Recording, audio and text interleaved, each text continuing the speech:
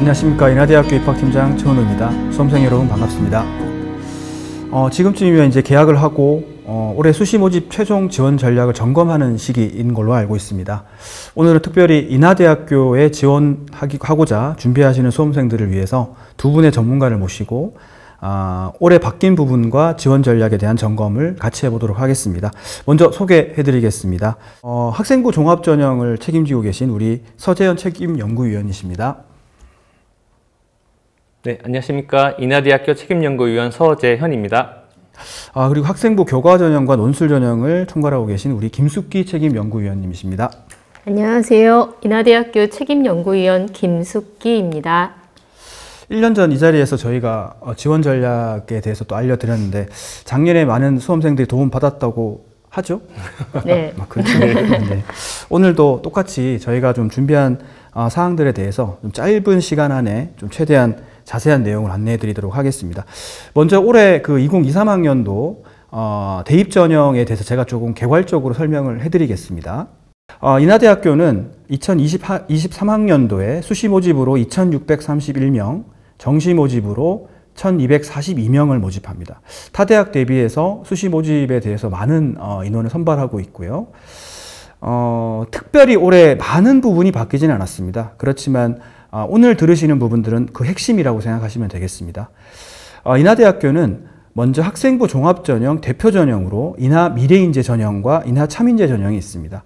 인하미래인재 전형은 1단계 서류평가 100을 통과하고 3.5배수를 대상으로 면접을 보게 됩니다. 그 면접 점수를 30% 반영해서 최종 선발하는 전형이고요. 인하참인재 전형은 298명을 모집하는데 서류 종합평가 100으로만 선발합니다. 그리고 고른 기회를 비롯한 농어촌까지의 어떤 특별 전형들이 있는데 이 전형도 서류 100% 전형입니다. 그리고 학생부 교과 전형은 지역 균형이라고 해서 401명을 모집하고요.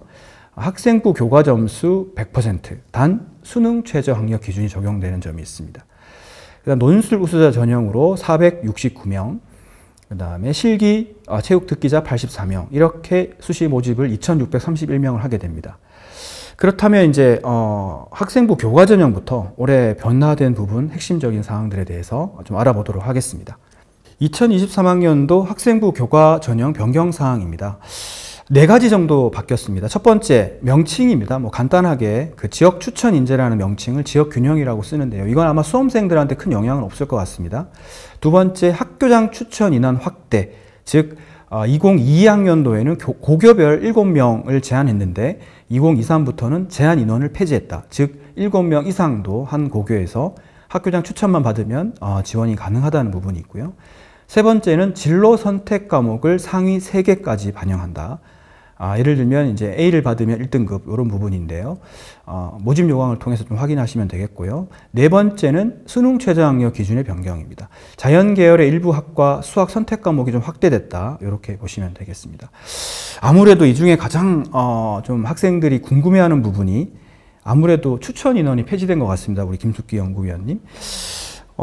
추천 인원이 폐지되면 상식적으로 학생들이 많은 고교에서 더 써서 경쟁률이 올라가고 내가 좀 불리하지 않을까 이렇게 생각할 것 같은데 어떨까요? 이거 좀 설명해 주시겠습니까? 네. 일단 2019학년도에서 2021학년도 학생부 교과전형 입시 결과를 살펴보면 수험생 수 감소와 함께 경쟁률이나 교과 등급도 함께 하락했습니다. 2022학년도 작년이죠. 수도권 주요 대학들이 지역 균형 전형을 신설했고 정시 확대 기조에 따라서 학생부 종합 전형의 모집 인원을 축소했어요. 그러면서 학생부 교과 전형의 경쟁률이 상승한 것을 볼 수 있습니다. 올해 같은 경우에 이제 인하대학교 같은 경우에는 학생부 교과 전형에 추천 제한 인원이 없기 때문에 혹시나 경쟁률과 입시 결과가 다소 올라가지 않을까, 상승하지 않을까 하는 예측이 있는데요. 최근 2개년의 고교별 평균 지원 인원을 살펴보면 추천 인원의 제한이 없었던 21학년도에 고교별 지원 평균 인원이 4명, 그 다음에 추천 인원 제한이 7명 이내였던 2022학년도 고교별 지원 평균 인원이 3명으로 추천 인원 제한이 없어진다고 하더라도 경쟁률이나 이런 부분들이 크게 상승할 것으로 예상되지는 않습니다. 또한 이제 2023학년도에 수도권 주요 대학들이 학생부 교과 전형의 모집 인원을 유지하거나 다소 좀 확대한 상황이고요. 수험생 수는 전년 대비 감소한 상황입니다. 네, 따라서 추천 인원이 제한이 폐지가 된다고 하더라도 없다고 하더라도 경쟁률은 전년도와 비슷하게 유지하거나 소폭 하락할 수도 있고요. 교과 등급도 마찬가지로 유지되거나 소폭 하락할 가능성도 있습니다. 그러니까 요약을 하면 인하대의 추천 인원이 있던 없던 학교 고교당 평균 한 뭐 서너 장씩을 쓰고 있기 때문에 이게 폐지되더라도 경쟁률이 막 확대되거나 그렇진 않을 것 같다는 말씀이신 것 같고 더군다나 뭐 올해 한 15,000명 정도 수험생이 또 주는 상황이고 말씀하신 대로 또 타대학의 교과 전형이 또 확대되면서 조금 이제 인원이 분산되지 않을까 그런 상황이네요. 그죠? 그러니까 뭐 그런 걱정은 좀 수험생들이 할 필요는 없다고 보여지네요. 맞습니다. 알겠습니다. 수능 최저의 경우에는 뭐 저희가 두 계열별로 2합 5를 유지하고 있는데 요 조금 변화가 있다고 아까 하셨는데 한번 설명해 주시겠습니까? 일단 인하대학교 같은 경우에는 22학년도에 수능 최저 학력 기준을 완화했고요. 그리고 23학년도는 전년도와 동일한 수능 최저 학력 기준을 적용합니다. 다만 이제 바뀐 부분만 설명을 드리자면 일반적으로 자연계열 같은 경우에 수학 영역에서 미적분학이나 기하 중에서 한 과목을 선택을 했다면 올해 같은 경우에는 10개 학과, 자연계열의 10개 학과의 경우 수학 선택 과목 선택 시 미적분, 기하, 확률 통계까지 확대가 되어 있는 상황입니다. 네. 아마 뭐 화면으로 나갈 것 같은데 그 10개 학과는 확률과 통계를 봐도 수능 최저 학력에 통과할 수 있다. 예, 그게 맞습니다. 좀 달라진 부분이네요. 네, 맞습니다. 네. 알겠습니다. 그리고 이제 이게 아무래도 수능 최저의 영향을 그래도 받지 않겠습니까? 그죠? 이게 아무리 완화가 돼도 한 뭐 40~50% 정도 학생들은 아마 수능 최저에 좀 안 될 것 같은데 현재 현황은 어떤가요? 또 앞으로 예측은 어떨까요? 일단 인하대학교 같은 경우에는 수능 최저 학력 기준을 작년에 완화하면서 충족 인원이 비율이 조금 높아진 상황입니다. 화면을 보시면 학생부 교과 전형의 계열별 수능 최저 학력 기준 충족률을 살펴보면 인문 계열의 경우에 한 50.2%, 의예과를 제외한 자연 계열의 경우에는 51.1%, 의예과의 경우에는 18% 정도로 수능 최저 학력 기준을 충족하면 이미 반 이상은 합격했다고 볼 수 있겠어요. 그러네요. 그러니까 수능 최저를 통과하면 일단 경쟁률을 반 정도 생각하면 되겠네요. 그렇다고 하더라도 또 뭐 최초 합격자들이 또 이동을 다른 학교로 하지 않겠습니까? 그러면 이제 실경쟁률은 어떻게 될까요? 일단 학생부 교과 전형의 특성은 최초 합격자 등록률이 낮고 추가 합격자의 충원율이 높은 특징을 가지고 있습니다. 작년에도 학생부 교과 전형의 충원율이 137.4% 정도였거든요. 그래서 이러한 수능 최저 학력 기준을 충족하는 인원, 그리고 충원율을 고려했을 때의 실경쟁률은 인문 계열이 1.9, 의예과를 제외한 자연 계열이 2.2, 의예과가 1.7로 2대1 정도? 보통 한 2대1 정도가 실경쟁률이 되는 것 같습니다. 특별히 좀 더 실경쟁률이 더 낮을 수도 있겠습니다. 그 뭐 예를 들면 1점대 초반의 경쟁률을 나타내면 사실은 그런 학과는 수능 최저만 통과하면 그냥 합격할 수 있잖아요. 네, 맞습니다. 이게 아마 오늘 강의의 포인트가 아닐까라고 생각이 드는데요. 화면을 보시면 2022학년도 학생부 교과에 실경쟁률이 1.3 이하인 학과들만 제가 몇 개를 추려왔어요. 이 화면을 보시면 학생부 교과 전형에서는 경쟁률과 교과 등급을 걱정해서 지원을 머뭇거리는 친구들이 분명히 있을 텐데 수능 최저 학력 기준을 충족하는 것이 매우 중요하다는 것을 확인하실 수가 있습니다. 그래서 실경쟁률이 1.3 이하인 학과 중에 하나 예를 들면 식품영양학과 같은 경우에 5명 모집에 실경쟁률이 3.4대 1, 수능 최저를 통과한 학생들이 3.4대 1이었고요. 결국 충원까지 고려했을 때는 1.1대 1 정도의 경쟁률을 보였기 때문에 학생들이 너무 겁먹지 않아도 될 것 같습니다. 그러네요. 그러니까 요약을 하면 우리 교과 전형은 추천 인원 제도가 폐지됐다 하더라도 그거에 영향은 크게 없을 것이고 그 다음에 우리 수능 최저 학력 기준과 실경쟁률의 데이터를 봤을 때 너무 그렇게 과하게 이렇게 뭐 겁먹을 필요는 없다. 그런 부분이 있는 것 같아요. 그래서 뭐 저희가 추천드리는 것은 이제 이 입시 결과를 좀 면밀히 보시고 이제 너무 이렇게 예민하게 생각할 게 아니라 그 한 2개년조 입시 결과를 봐서 적정한 학과를 찾아서 이렇게 지원하시는 거를 또 고려해도 되겠다. 네. 그렇게 정리하면 될 것 같네요. 네. 네, 교과는 뭐 이 정도로 좀 마치면 될 것 같고요. 또 관심 많으신 이제 학생부 종합전형에 대한 부분을 또 우리 서재현 책임연구위원님과 제가 또 예리한 질문을 좀 몇 개 해보겠습니다. 먼저 세 가지 바뀐 부분이 있네요. 첫 번째, 서류 종합평가 항목 및 반영 비율이 변경됐고요. 두 번째는 제출 서류 간소화의 의미로 인하대가 자기소개서를 내년 아니고 올해 조기 폐지를 했습니다. 이 부분이 있고, 세 번째도 또 중요한 부분이겠습니다. 면접, 인하 미래인재의 경우에 이제 면접을 보는데, 첫 번째 면접을 갈 수 있는 1단계 합격자가 3배수에서 3.5배수로 확대됐습니다. 이게 요 세 가지가 이제 좀 큰 부분인 것 같은데요. 하나씩 한번 좀 뜯어 보겠습니다. 서재현 책임 연구위원님께 먼저 그 평가 요소 변경에 대해서 조금 한번 정리를 먼저 해야 될 것 같습니다. 예. 네, 간단하게 안내 드리겠습니다. 먼저 표를 보시면 2015 교육과정 개정에 맞춰서 평가 요소를 세 가지로 변경을 했습니다.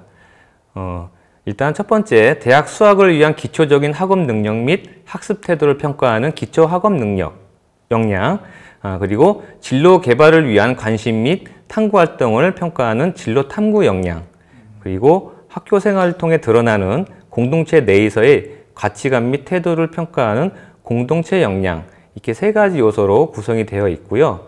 학교생 기록부 평가 항목을 빗대서 본다면 그림에 보시다시피 세부 능력 및 특기사항, 그리고 행동특수 및 종합 의견을 중심으로 평가될 예정이고요. 각각 평가 요소의 성격에 맞게끔 기초학업 역량은 교과학습 및 발달사항에서의 성적 추이나 수준, 그리고 진로탐구 역량은 교과학습 발달사항에서 교과이수 현황과 창의적 체험활동에서의 동아리활동, 진로활동, 그리고 공동체 역량에서는 출결 및 창의적 체험활동에서 자율 및 봉사, 기타 다양한 활동들이 평가에 반영될 수 있도록 설계를 했습니다. 평가 요소를 들어봤는데 아마 수험생 여러분들도 타 대학하고 비교를 해보시면 아마 비슷한 걸 느끼실 텐데, 첫 번째 이제 이보다 더 중요한 게 있죠. 자기소개서가 폐지됐습니다. 이게 이제 사실 수험생들이 본인은 좀 불리하다고 생각하거나 뭐 할 것 같아요. 그렇지만 상황에 따라 다르긴 하겠지만 이게 과연 수험생들한테 어떤 영향이 있을까요? 네. 자기소개서가 폐지된다고 했을 때 이제 대부분의 학생들은 자기소개서 작성의 부담이 줄어들어서 굉장히 환영하는 그런 분위기지만, 또 한편에서는 본인의 역량을 제출할 수 있는 자기소개서가 폐지됐기 때문에 좀 나한테 불리한 게 아닌가, 뭐 이렇게 생각하는 학생들도 있죠. 하지만 이 학생부 종합전형은 아시다시피 이전부터 학교생활기록부 중심으로 평가를 했고요. 그리고 2024년도에 이미 폐지됐기 때문에 그 평가의 영향력이 계속 줄어들고 있었습니다. 그리고 특히 교육 과정을 개정해서 진로선택 교과에서 학생들이 본인의 학업이나 진로에 대한 다양한 부분들이 이미 학교생활기록부에 적혀 있기 때문에 자기소개서가 폐지됐다고 해서 특별히 본인한테 불리하다, 이렇게 생각하실 필요는 없을 것 같습니다. 그러네요. 자, 그럼 짧게 이제 또 평가 요소별로 인하 미래인재 전형의 경우에 반영 비율이 아까 설명해 주신 세 가지 지표가 있을 것 같거든요. 각각 어떻게 되나요? 인하 미래인재 전형 같은 경우에 좀 보시면 기초학업 역량은 학업 능력과 학습 태도로 나누어 30%, 그리고 진로 탐구 역량은 진로 관심과 탐구 역량으로 나누어서 45%, 그다음 공동체 역량은 25% 이렇게 반영이 되고 있고요. 그래서 상대적으로 진로 관심 및 탐구 역량의 비율이 높은 특징을 가지고 있습니다. 그러네요. 이게 45%나 되면 거의 절반 정도의 평가 영역이 여기서 결정이 되겠네요. 자, 그 다음 두 번째 저희 반드시 확인해야 될 사항이 면접 배수가 3에서 3.5배수가 되었습니다. 이게 이제 또 수험생들이 하게 될 것 같아요. 내가 어떻게 이게 인하대가 이렇게 면접 배수를 넓힌 게 나한테 유리할까? 이렇게 생각할 텐데 어떨까요? 이게 좀 어려운 문제죠? 일반적으로 지원 학생들에게는 전부 유리한 구조죠. 왜냐하면 면접의 기회를 그만큼 많은 학생들에게 저희가 부여를 한 거니까요. 그래서 구체적으로 이제 입시 결과, 이제 예측에 대해서 물어보시니까 표를 보고 말씀드리도록 하겠습니다. 학생부 종합전형 인하 미래인재 전형 최근 3개년에 자연계열과 인문 예체능 계열의 최종 등록제 내신 등급을 보고 계신데요. 2020학년도에 2.69에서 2.84, 그다음 인문계열 같은 경우에 3.01에서 3.25로 매년 소폭 하락을 하고 있습니다. 그래서 1단계 면접 배수를 3에서 3.5배수 늘렸다 하면 보통 내신 성적이 많이 떨어질 거다, 아니면 조금 떨어지나 그 떨어지는 정도를 저희가 작년도 데이터를 가지고 이제 시뮬레이션 해봤는데요. 교과 전형이 아니다 보니 성적이 크게 떨어지진 않았습니다. 보통 평균적으로는 0.1 정도? 하지만 학과별로 보시는 바와 같이 한 0.에서 0.3까지 떨어지는 학과도 있어서 전반적으로 정리하자면 전체적으로 한 0.1에서 0.2 정도 소폭 하락할 그런 예측을 할 수가 있겠습니다. 이게 작년에 저희 지원자 데이터를 기준으로 한번 시뮬레이션 했을 때 0.1에서 0.24 정도는 1단계 합격자들의 내신이 좀 떨어질 것이다. 충분히 그런 예측은 가능하겠네요. 그래서 수험생도 이런 걸 감안해서 아마 지원하시면 되지 않을까 싶습니다. 이제 면접이 그러면 이제 많이 뽑아서 많은 학생들끼리 경쟁을 하는 거잖아요. 그 영향력을 어떻게 저희가 좀 수험생들한테 팁을 줄 수 있을까요? 네, 또 면접을 또 많이 본다니까 또 한편으로는 학생들이 면접이 좀 부담스럽다, 어렵지 않느냐, 또 이런 생각을 가진 학생들이 있을 거예요. 하지만 인하대학교의 학생부 종합전형 면접은 학교생활교육을 중심으로 한 10분 내외로 간단하게 질의응답하는 방식으로 운영이 되고 있습니다. 그래서 학교생활교육부에 허위 사실이 없을 경우 뭐 간단한 이 질의응답에 대한 답변하는 방식이기 때문에 크게 긴장하지 않는 이상 모두 무난하게 볼 수 있는 그런 형태로 면접을 진행을 하고 있고요. 또 이런 면접에 대한 부담을 느끼는 친구들을 위해서 인하대학교에서 9월 초에 이 면접을 어떻게 하면 준비할지 이 면접 준비 팁을 모아서 저희가 동영상으로 만들어 인하대학교 홈페이지에 탑재할 예정하고 있습니다. 그래서 9월 초에 이 동영상을 보시면 도움이 되지 않을까.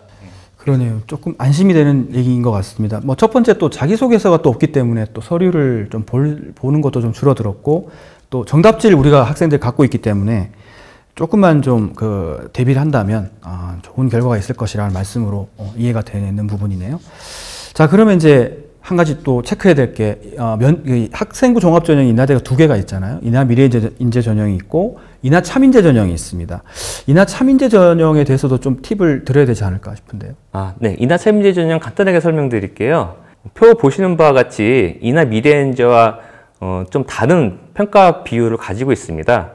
기초학업 역량은 45%, 그다음 진로탐구 역량은 25%, 그다음 공동체 역량은 30%로 상대적으로 학업 능력 및 학습 태도, 즉 기초학업 역량에 대한 비율이 상대적으로 높은 비율을 가지고 있는 그런 특징을 가지고 있는 전형이다, 이렇게 생각해 주시면 되겠습니다. 네, 그러네요. 반대로 인하 미래인재 전형보다 진로 탐구 역량 비중이 좀 낮아지고 학업 능력 및 학습 태도 쪽의 비중이 45%로 강화됐고, 그렇게 생각을 하면 되겠네요. 얘기하면 내신 등급이 조금 더 유리하거나 뭐 내신 등급 이외의 어떤 학업 역량을 좀 표시하는 영역에 좀 강화된 학생들은 이 전형이 더 맞겠네요. 예, 맞습니다. 자, 그러면 이게 어쨌든 기초학업 역량이 좀 강화돼서 평가를 한다면 올해 입시 결과 어떻게 될까요? 학생부 종합전형 인하 참인재 전형 평가 결과를 보시겠습니다. 최근 3개년 최종 등록자의 내신 등급을 보시면 2020학년도에 자연계열은 2.21에서 2022학년도에 2.85, 그 다음 인문 예체능 계열은 2.68에서 3.09로 큰 폭으로 많이 떨어지고 있는 모습을 볼 수가 있는데요. 인하 참인재 전형 명칭은 동일하지만 반영 비율이 작년과는 좀 달랐습니다. 그래서 작년은 학업적인 역량이 한 30% 반영했는데 올해는 오히려 45%로 강화됐기 때문에 예측을 하자면 소폭 성적이 상승하지 않을까, 이렇게 조심스럽게 예측을 하고요. 그럼 이 상승했을 때 어느 정도 상승을 했을까는 오른쪽에 있는 표를 보시면 되겠습니다. 인하대학교 학생부 교과 전형의 전년도 기준 등록생의 평균을 보시면 자연계는 2.41이었고요. 그 다음 학종에서 인하 미래인재 전형은 2.84였습니다. 그래서 이 자연계로만 예시를 든다면, 그래서 인하 참인재 전형은 이 중간값을 갖지 않을까. 그래서 뭐 기획한 저희 의도기도 하고요. 그렇죠. 그래서 이 정도 점수대가 적절하지 않을까, 이렇게 말씀을 드리고요. 그래서 보통 이제 자신의 주요 교과 성적이 2점 중반에서 한 3점대 초반으로 평소에 교과 전형을 준비하는 친구들 중에서 수능 최저학력 기준이 좀 부담스럽다, 이런 학생들에게 좀 권할 수 있는 전형이 아닌가 말씀드리고 싶습니다. 그러네요. 이제 인하대에는 교과 전형이 있는데 수능 체제가 있고, 네, 종합 전형에 수능 체제가 없지만 약간 그 비교과보다는 교과에 좀 자신 있는 학생들은 수능 체제를 피해서 차민재 전형을 활용해도 되겠다. 그런 뜻으로 해석이 되네요. 네, 지금까지 2023학년도 수시 모집에 대해서 좀 두 분의 전문가 분들과 알아봤는데요. 인하대학교는 아웃풋이 강한 대학입니다. 저희 여기서 이 자리에서 뭐 다 설명드리진 않겠지만 이제 원서 접수하시기 전에 반드시 이런 부분들을 체크해서 지원하시면 좋을 것 같고요. 마지막으로 원서 접수 일정입니다. 원서 접수는 9월 13일 아침 9시부터 17일 토요일 6시까지입니다. 반드시 기억해 주시면 좋겠습니다. 지금까지 입학팀장 최훈우였습니다. 여러분들 마지막까지 파이팅 하십시오. 감사합니다.